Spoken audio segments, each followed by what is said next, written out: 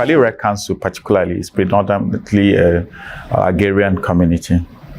And most of what we do is farming. Very limited percentage of us are in public offices, public sector, or even the private sector. So the informal sector or the informal economy, or what they call the black economy, it's the major driver of the activities around here, or how people make ends meet. With great delight, I would say, because we've been left for too long with our traditional practices. And again, the society has so evolved. The climate condition are no longer the same. And because before that intervention, because they had no knowledge of what the climate condition spells out or direct in the place of farming, it became difficult for us to make good production. But with that intervention, our people are beginning to have more yield, and at a point, some were already giving up farming because of the condition of their soils.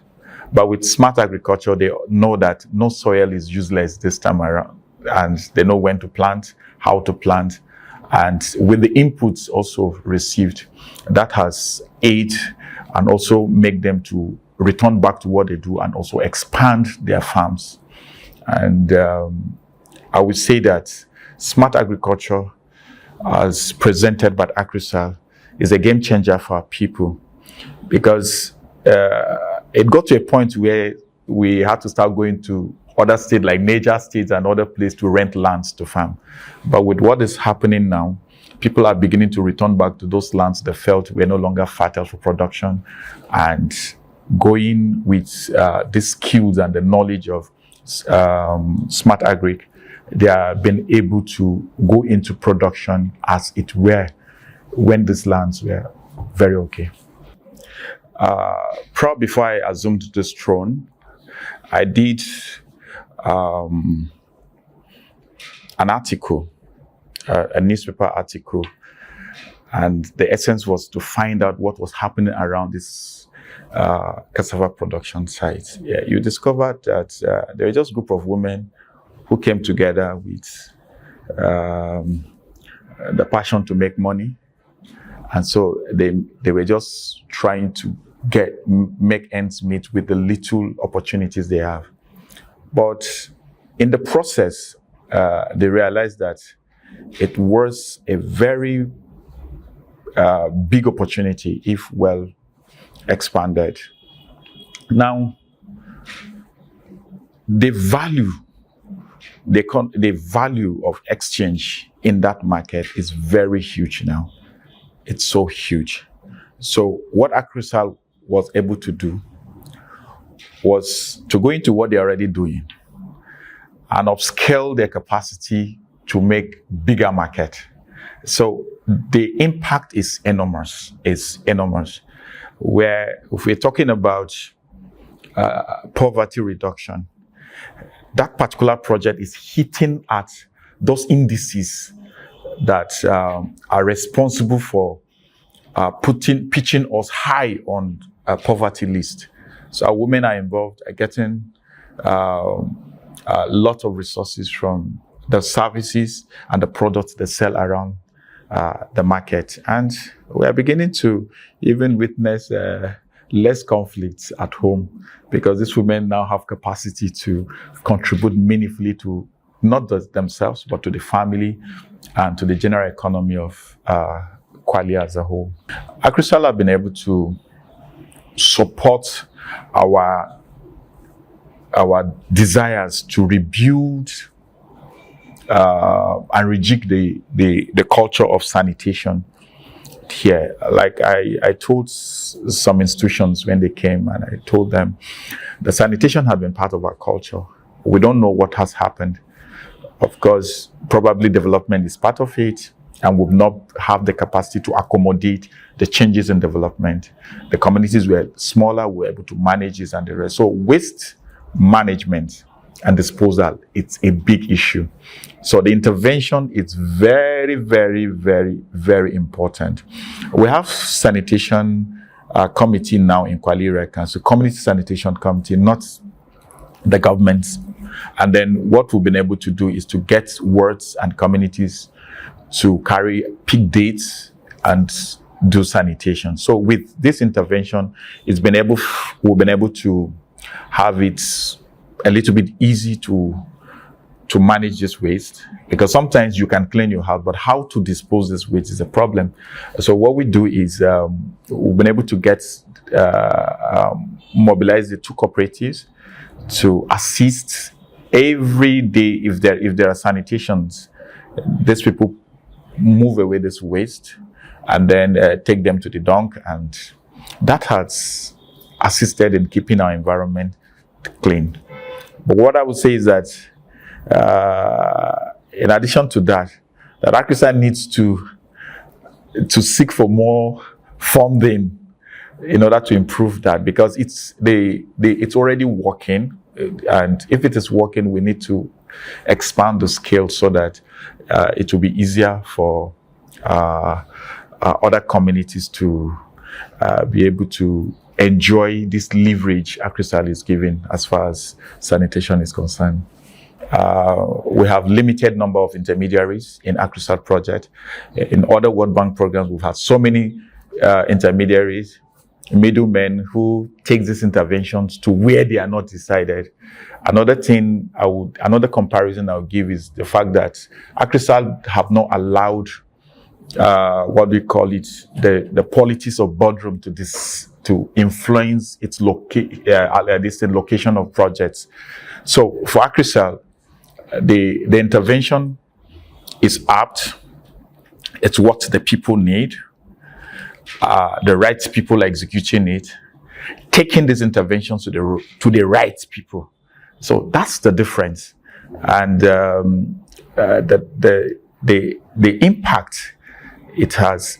One of the impacts or imprint it will leave is that it will be easier for ACReSAL to build a sustainable process even after this intervention. What we've been able to do, and part of the advocacy I do for ACReSAL, is that as community leaders and community people, the project is World Bank funded, driven by the government of the Federal Republic of Nigeria, but we are the beneficiaries. So first we have to own it, and that is what we're doing. We're owning every of the ACReSAL project, and we've been able to make a suggestion to ACReSAL as to what they also need to do to ensure that these projects are sustainable. But on our part, we've owned this project, that's one, and we are fully involved. I play one of the biggest oversights over ACReSAL projects. And the essence is to ensure that more persons come into the program and get the benefits from it, and that there are sustainable structures that will ensure that the interventions continue even after funding ends. Another thing I know that it's making it a little bit easy, or that will make it a little bit easy for us to ensure that this is sustainable, is the fact that the direction ACReSAL had taken for all her interventions, they are such that people are directly involved and are made to take part even in in every processes that is are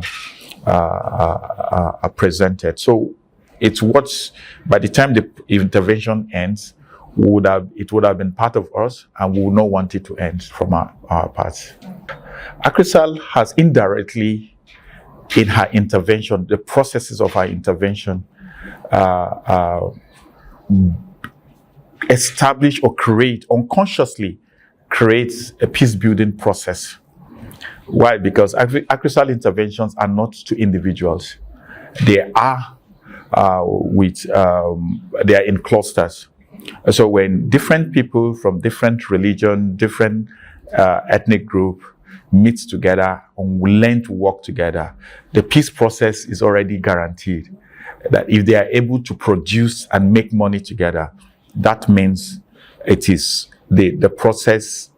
If there are conflicts, it will be easier to be managed. Now, for the peace early warning and early response committee established for ACReSAL in Kwali here, it's a plus. Like I said some time ago, that what ACReSAL, though ACReSAL is bringing intervention, but it's also managing peace and conflict issues, thereby reducing the scale of conflicts we would have to deal with in our palaces. And now what the composition of the committee is the key for me. That, you know, where two people think the same, philosophers say it's not thinking has taken place. Now, in that committee, we have all the relevant stakeholders that has to do with production in the committee. And what that has helped us to do is that first, if there are external conflicts, maybe farmers' headers on the farm, they already have stakeholders that can pull together. Or if there are potential threats that could lead to conflict, this is reported, sometimes to me directly, and we address such issues. But again, among themselves, in the process of making business or making money, there could be conflict. And having the requisite skills, because I know they were trained, having the requisite skills already to manage conflict within themselves and the structures to addressing conflict within themselves is one of the biggest goals of ACReSAL. Because, like I said earlier, I feel an anonymous philosopher said, where two people think the same, not thinking has taken place. So wherever there are 3 or 4 people, there's bound to be conflict. So building that committee as part of their intervention is what has made most interventions successful for ACReSAL, because one conflict could hinder the success of a particular intervention in a community. ACReSAL is a game changer. This is because ACReSAL is addressing indices of underdevelopment directly, indices of poverty and developmental issues directly. Unlike other interventions that I have found to be cosmetic, ACReSAL is going to the roots of every problem. If you discuss development and why the indices of development in Nigeria are ugly, you will agree with me that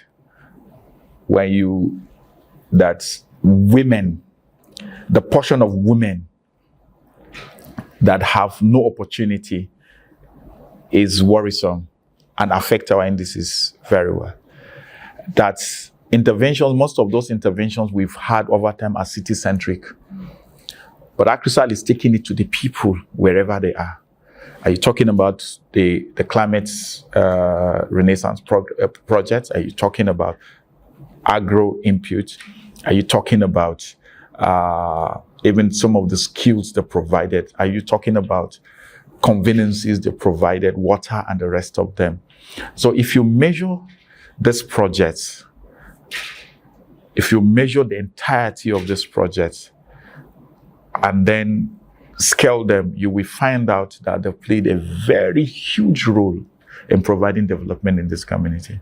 So my message to them is that they should be rest assured that they are on the right path and that their intervention is development focused.